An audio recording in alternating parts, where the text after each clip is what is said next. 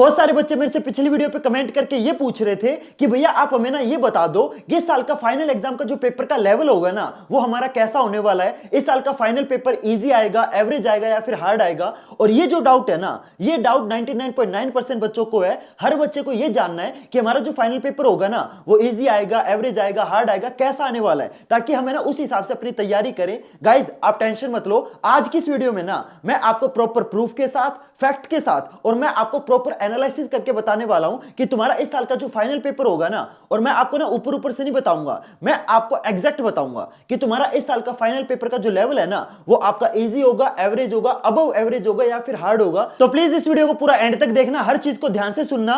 और इस वीडियो में मैं आपको पेपर का लेवल तो बताऊंगा ही बताऊंगा, साथ में मैं आपको ना लास्ट में एक और इंपॉर्टेंट चीज बताने वाला हूं कि तुम्हारा जो फाइनल पेपर होता है ना वो आपका एनसीईआरटी में से कितना आता है, पीवाईक्यू में से कितना आता है, हॉट्स क्वेश्चन आपके कितने आते हैं, ये सारी चीज मैं आपको इस वीडियो में बताने वाला हूं। तो प्लीज इस वीडियो को पूरा ध्यान से सुनना और एंड तक जरूर देखना, ठीक है। वीडियो को स्टार्ट करते हैं। तो सबसे पहले मैं आपको ना पिछले 5 साल के पेपर का एनालिसिस बता देता हूं। तो देखो, जो आपका 2018 वाला पेपर था ना उसका जो लेवल था वो आपका एवरेज था, ठीक है। 2019 का जो पेपर था उसका जो लेवल है वो आपका इजी है। और ये चीज है ना आप खुद भी जाके चेक कर सकते हो। मैंने क्या किया, मैंने ना पिछले 10 साल के जितने भी आपके सब्जेक्ट है ना, मैथ हो गया, साइंस हो गया, एसएसटी हो गया, जितने भी आपके सब्जेक्ट हैं, हर सब्जेक्ट के जितने भी आपके सेट होते हैं ना, मैथ के सेट, साइंस के सेट, एसएसटी के सेट, जितने भी आपके सब्जेक्ट है, जितने भी आपके सब्जेक्ट के सेट है, सारे पेपर मैंने आपको कंप्लीटली फ्री में प्रोवाइड कर दिए हैं। तो आप है ना ये जाके चेक कर सकते हो, ठीक है, कि भाई 2018 वाला पेपर का लेवल क्या था, 2019 वाले पेपर का लेवल क्या था। और ये सारे पेपर आपको कहां मिलेंगे? सिंपल सी, आपको पता है वेबसाइट का नाम, टॉपर्स क्लैन, CLAN clan.com, ठीक है। इस वेबसाइट पे मैंने आपके पिछले 10 साल के सारे सब्जेक्ट के सारे सेट आपको कंप्लीटली फ्री में प्रोवाइड कर दिए हैं। हर चीज आपको अच्छे से अरेंज करी हुई मिल जाएगी, ठीक है।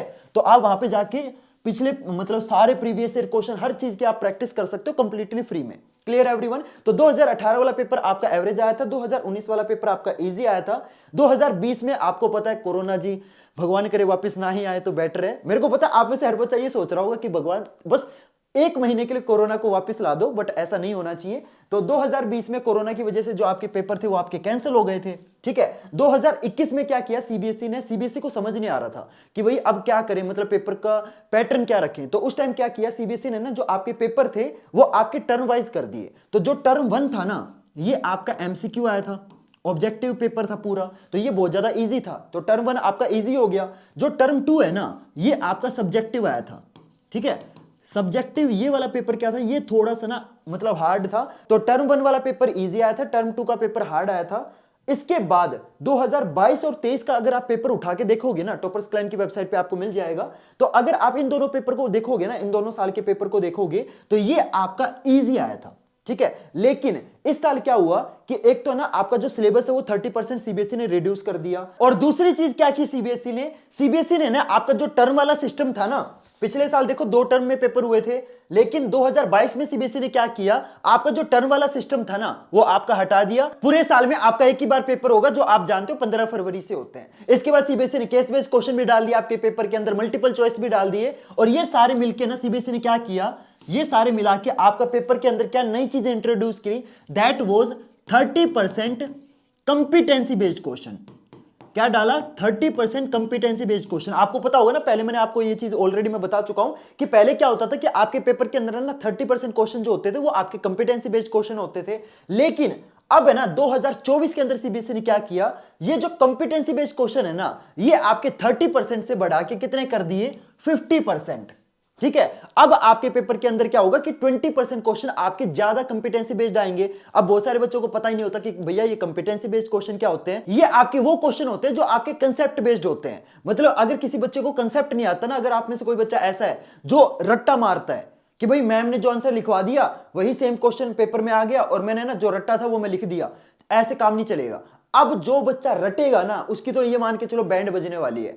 अब आपको कंसेप्ट पे ज्यादा फोकस करना है, सिर्फ थ्योरी पे फोकस नहीं करना। मैं देखता हूं बहुत सारे बच्चे क्या करते हैं कि चैप्टर की ना थ्योरी तो समझ लेंगे, लेकिन उनको ना तो न्यूमेरिकल सोल्व करने आते हैं। अगर बुक से कोई बाहर का क्वेश्चन आ गया ना भाई वो कांप जाते हैं, उनको समझ नहीं आता कि ये क्वेश्चन कौन से चैप्टर का है। तो आपको रट्टे नहीं मारने। अब आपका जो मेन फोकस होना चाहिए ना वो कंसेप्ट अंडरस्टैंडिंग पे होना चाहिए कि भाई ये जो चीज है ना, ये जो टॉपिक मेरा बुक में लिखा हुआ है इसके पीछे का बेस क्या है, इसके अंदर क्या कंसेप्ट यूज हुआ है। समझ रहे हो मेरी बात? तो आपको जब तक कंसेप्ट पता नहीं होगा ना, तब तक आप कंपिटेंसी बेस्ड क्वेश्चन नहीं कर पाओगे। तो ये जो सीबीएसई ने आपके कंपिटेंसी बेस्ड क्वेश्चन इंक्रीज किए हैं ना, इसमें आपका एक तो भाई जो कंसेप्चुअल माइंड है वो आपका टेस्ट किया जाएगा, लॉजिकल चीजें आपकी टेस्ट की जाएगी, और साथ में आपकी जो टेक्निकल चीज है ना कि भाई आप किस क्वेश्चन को मतलब सोल्व करने में क्या टेक्निक लगा रहे हो, ये सारी चीजें आपके ये कंपिटेंसी बेस्ड क्वेश्चन जो है ये आपके चेक करते हैं। समझ रहे हो मेरी बात? तो पहले आपके कंपिटेंसी बेस्ड क्वेश्चन कितने आते थे? 30%। लेकिन इस साल से क्या हो गया कि आपके जो कंपिटेंसी बेस्ड क्वेश्चन है ना वो आपके 30% से कितने कर दिए? 50%। तो अब मेरे ख्याल से आपको एक चीज तो समझ में आ गई होगी कि ये जो आपके चेंजेस हो रहे हैं ना, ये ऐसा नहीं कि इसी साल हुए, ये आपके हर साल सीबीएसई कुछ ना कुछ चेंजेस करता है। तो अब मैं आपको ना बहुत इंपॉर्टेंट चीज बताने वाला हूं, ध्यान से सुनना। मैंने आपको वीडियो के स्टार्टिंग में बोला था ना कि मैं इंपॉर्टेंट चीज बताऊंगा, तो अब मैं आपको वो इंपॉर्टेंट चीज बताने वाला हूं। आपका पूरा फोकस अब मेरे को यहां पे चाहिए, हर चीज को ना ध्यान से सुनना, ठीक है? तो देखो यार, जब सीबीएसई आपका पेपर डिजाइन करती है ना, तो ऐसा डिजाइन नहीं करती कि भाई पूरा पेपर इजी बना देगी या फिर पूरा पेपर हार्ड बना देगी या फिर पूरा पेपर आपका एवरेज आएगा। तो हर क्वेश्चन का लेवल सेम नहीं होता, ठीक है? ऐसा नहीं होगा कि अगर पेपर इजी है तो सारे क्वेश्चन इजी होंगे, ऐसा नहीं होता, ठीक है? या फिर पेपर अगर हार्ड है तो सारे क्वेश्चन हार्ड होंगे, ऐसा कभी नहीं होता। जब सीबीएसई आपका पेपर डिजाइन करती है ना, तो सीबीएसई हर बच्चे को ध्यान में रख के डिजाइन करती है। ये नहीं सोचती कि यार मेरे को ना पेपर पूरा हार्ड बनाना है ताकि हर टॉपर बच्चा इसको सोल्व कर पाए, ऐसा नहीं होता। जब सीबीएसई आपका पेपर डिजाइन करती है ना, तो 3 चीजों को ध्यान में रख के डिजाइन करती है। ध्यान से सुनना जो मैं अभी आपको बताऊंगा। सबसे पहली चीज होती है कि हर बच्चा उस पेपर को एटलीस्ट मतलब उस पेपर को अटेम्प्ट करके पास हो जाए। क्या हो जाए? पास हो जाए। और बच्चा पास कब होगा? जब उसके मिनिमम 35% आएंगे, है ना? तो आपका जो पेपर होता है ना, वो आपका 35% क्या होता है? इजी होता है। और इतना इजी होता है कि हर बच्चा एटलीस्ट कम से कम मतलब जिसने ना बेयर मिनिमम पढ़ा है ना, वो एटलीस्ट पास हो जाए। तो आपका जो पेपर आएगा वो 35% क्या आएगा? इजी आएगा, पहली चीज। अब फिर दूसरे बच्चे होते हैं जो मेजोरिटी ऑफ बच्चे होते हैं, जो एवरेज बच्चे होते हैं, जो एवरेज कैटेगरी में आते हैं। तो इन बच्चों को ध्यान में रख के जो आपका कितने परसेंट? 50% जो पेपर होता है ये आपका आता है एवरेज। क्या आता है? एवरेज। एवरेज का मतलब ये जो 50% पेपर होगा ना, ये आपका क्या होता है? डायरेक्ट एनसीईआरटी बेस्ड होता है। क्या होता है? एनसीईआरटी बेस्ड, ठीक है?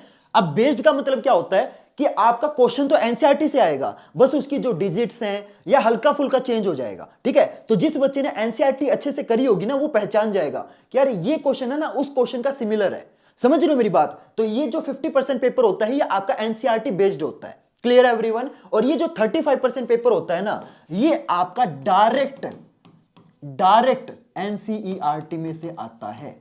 Clear everyone? तो 35% पेपर आपका डायरेक्ट एनसीईआरटी से आएगा। डायरेक्ट का मतलब कि भाई आपका क्वेश्चन मतलब डिक्टो उठा रखा होगा, मतलब थोड़ा वो हल्का फुल्का चेंज भी नहीं होगा। समझ रहे हो मेरी बात? तो 35% पेपर आपका डायरेक्ट एनसीईआरटी में से आएगा, 50% पेपर आपका एवरेज होगा, ठीक है? तो 50% पेपर एवरेज होगा, इसका मतलब ये आपका एनसीईआरटी बेस्ड होगा। Clear everyone? इतना समझ में आया? अब जो आपके तीसरे टाइप के बच्चे होते हैं ना, जो टॉपर टाइप के बच्चे होते हैं, जो इंटेलिजेंट होते हैं, ठीक है? इनके लिए जो बचा हुआ पेपर है कितने परसेंट? 85%। तो ये हो गया। अब जो बचा हुआ 15% पेपर है, ये होता है आपका हार्ड। क्या होता है? हार्ड। अब हार्ड पेपर आपका कहां से आता है? हार्ड पेपर को करने के लिए आपको ना 2 चीजें करनी जरूरी है। अब हार्ड पेपर सिर्फ एनसीईआरटी करने से अटेम्प्ट नहीं होगा, ठीक है? ये वो क्वेश्चन होंगे जिनमें आपको सच में दिमाग लगाना पड़ेगा, ठीक है? अब एवरेज बच्चा 35% पेपर ये, 50% पेपर ये 2 चीजें तो अटेम्प्ट कर लेगा एवरेज बच्चा, ठीक है? तो एवरेज बच्चे के 85% तो आ जाएंगे। लेकिन ये जो 15% है ना, ये जो एक्स्ट्रा 15% है, जो असली लड़ाई है ना, वो एक्स्ट्रा 15% की है। क्योंकि ये जो टॉपर बच्चा ये एनसीईआरटी वाले क्वेश्चन तो बड़े आराम से कर लेगा। समझ रहे हो मेरी बात? तो जो आपका परसेंटेज में जो गैप आता है ना, वो आपका कहां से डिसाइड होता है? ये इन 15% में से डिसाइड होता है। समझ रहे हो? तो जो आपके नंबर कटते हैं ना, वो आपके इजी या एवरेज पेपर में से नहीं कटते, ठीक है? वो आपके जो नंबर कटेंगे वो आपके इन 15% में से कटेंगे। अब मैं आपको जो चीज बताऊंगा ना, ध्यान से सुनना। ये जो 15% का पेपर होता है, ये आपका कहां से आता है? क्योंकि ये एनसीईआरटी में से तो आता नहीं है। तो ये 15% पहली चीज, एक तो आपको पीवाईक्यू ये करने बहुत जरूरी है। एक तो 15% जो पेपर होता है ना, ये आपका एक तो पीवाईक्यू में से आएगा, दूसरा आएगा आपका सैंपल पेपर में से। यस, जो बच्चा ज्यादा से ज्यादा सैंपल पेपर करेगा लास्ट में, उस बच्चे के ये 15% पक्के हैं। तो अगर आप एक एवरेज बच्चे से ज्यादा नंबर लेना चाहते हो ना, तो सिर्फ एनसीईआरटी से काम नहीं चलेगा। एनसीईआरटी करके आप 85% बड़े प्यार से ले लोगे। बहुत सारे बच्चे ऐसे होंगे आप में से जो एवरेज मतलब मार्क्स लेना चाहते हैं, बहुत सारे बच्चे ऐसे भी होंगे जो 70% में खुश हैं। तो आपको सिर्फ एनसीईआरटी कर लेना, ठीक है। अगर आप 70% 80% लेना चाहते हो, आप एनसीईआरटी कर लो, मोर देन इनफ है। लेकिन अगर आप टॉपर, अगर आपका ड्रीम है 95% लेना, 98% लेना, तो यार मैं आपको ना मुंह पे सच्चाई बोल रहा हूं, सिर्फ और सिर्फ एनसीईआरटी से काम नहीं चलेगा। आपको एनसीईआरटी तो करनी है, वो आपका बेयर मिनिमम है, इतना तो करना ही है। लेकिन एनसीईआरटी के साथ आपको पीवाईक्यू एंड सैंपल पेपर, ये दोनों चीजें करना बहुत जरूरी है। अब ये पीवाईक्यू और सैंपल पेपर आपको मिलेंगे कहां पे? उसके लिए ना मैं आपको एक बहुत ही बढ़िया बुक सजेस्ट कर देता हूं, and that is Oswal LMP book. देखो यार, अब है ना मैं आपको ये नहीं बोलूंगा कि भाई साइंस के लिए अलग बुक ले लो, एसएसटी के लिए अलग बुक ले लो, क्योंकि यार अलग अलग सब्जेक्ट की अलग अलग बुक लेने में ना बहुत ज्यादा खर्चा हो जाता है। तो अभी है ना आपको एक ही बुक लेनी है जिसके अंदर है ना आपके सारे सब्जेक्ट कवर्ड हो।